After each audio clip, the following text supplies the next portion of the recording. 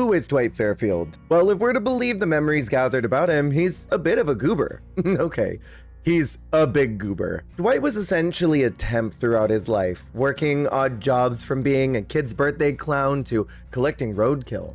The Observer notes that Dwight's many odd jobs caused incidents, like an elephant incident at the zoo for example, but never quite goes into detail about what that elephant incident was. However, Dwight's most famous incident was while working for a company called Peak 22. That story alone is a doozy. Dwight spent most of his early life learning how to remain invisible and how to hide from social networks around him. He wanted to be popular and he tried several times to get involved, but his lack of pizzazz prevented him from ever being socially accepted. When he would try to join team sports, his lack of bulk and charisma got in the way. So Dwight stopped trying to fit in and learned how to adapt. His skittish and reluctant nature is seen as oddly inspiring. Maybe because he's such a dweeb that others around him feel called to be stronger because they realize that no matter how bad they're doing, someone is always doing things a bit worse. So when Dwight joined Peak 22, he was doing it with very little knowledge of what he was getting himself into. He saw a big paycheck for very little work,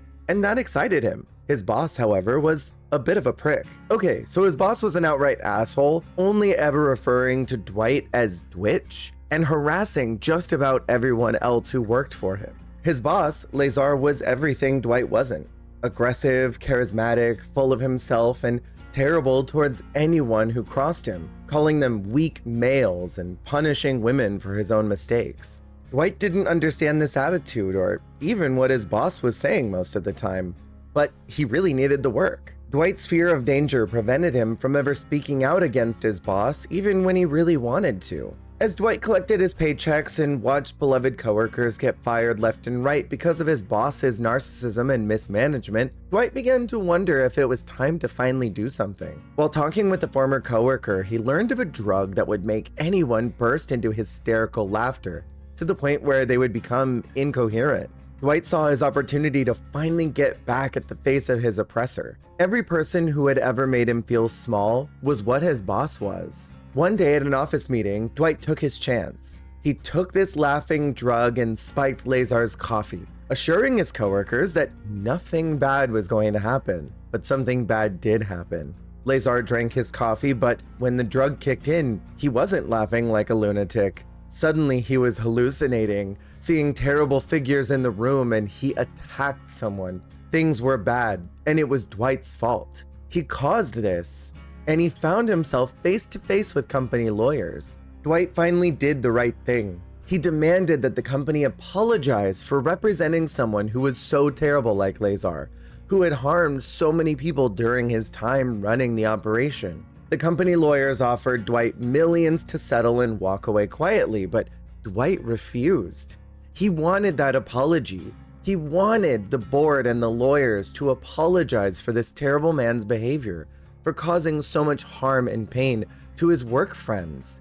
The Observer's notes are never quite clear why the company offered Dwight a settlement after he caused such an incident. I can only assume that he was never formally caught and this was hush money to not ever publicly talk about the incident that happened that day. Likely the company was dismantling, Lazar was going to be released quietly back into the public, and no one at the company was allowed to talk about the fact that he brutally attacked one of his employees. And Dwight refused the money. Even in the Observer's notes, he questions why Dwight didn't just take it after being such a soft and skittish man his whole life. Either way, Dwight refused that settlement. Everything about Dwight's life was about survival, so taking millions of dollars seemed like the right choice. But why didn't he? Dwight would have rather found his own path than be bought and silenced by a terrible human being. He made his way through odd jobs, working at a zoo, driving a limousine for a metal band, until he finally found his way to another office setting.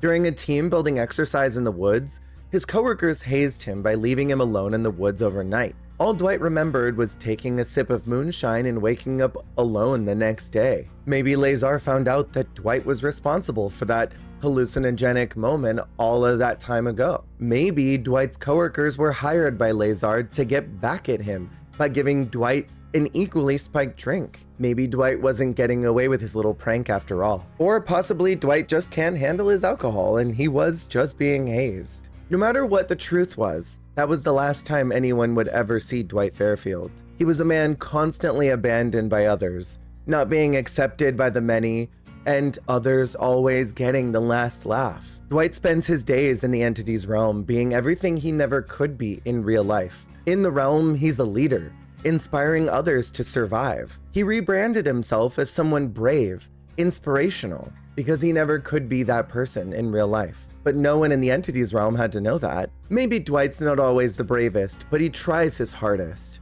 And that is the story of Dwight Fairfield.